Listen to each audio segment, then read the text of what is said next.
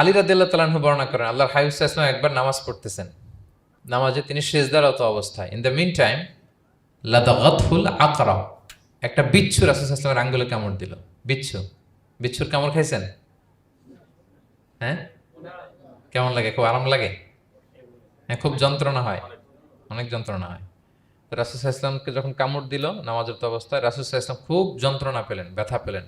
এই বিচ্ছুটারে লানত করলেন। সাধারণত লানত করতেন না, তিনি বলতেন লানাতুল্লাহি আলাল আকরাব, এই বিচ্ছুর উপর লানাত, লা ইয়াদাউ নাবিয়্যান ওয়ালা গায়রা। এই বিচ্ছু নবীও চিনে না, মানুষও চিনে না, মানে কোথায় কামড় দিতে হবে এটাও বুঝতেছে না। শুধু নবী না, সব নবীদের নবী উনারা কামড় দিয়ে ফেলছে। তাই আল্লাহর পক্ষ থেকে পরীক্ষা ছিল, কেয়ার করা। উনি ভর্ৎসনা করলেন, লানত করে বললেন নবীও চিনস না, মানুষও চিনস না, কামড় দিয়ে খুব কষ্ট পাচ্ছেন তিনি। তো আল্লাহ হাবিব সাল্লাল্লাহু আলাইহি ওয়াসাল্লাম বললেন, যাও গরম পানি আর লবণ নিয়ে আসো, এনে এটার মধ্যে ঢালো। তো ঢালতে আরম্ভ করলো। লবণ কিন্তু খুবই ব্যথানাশক, painkiller, natural painkiller. এটার মধ্যে সোডিয়াম ক্লোরাইড আছে, তো এটা গরম করে লবণ মিশিয়ে দিলে যে কোনো ব্যথা ট্যাথা সাথে সাথে ভালো হয়ে যায়।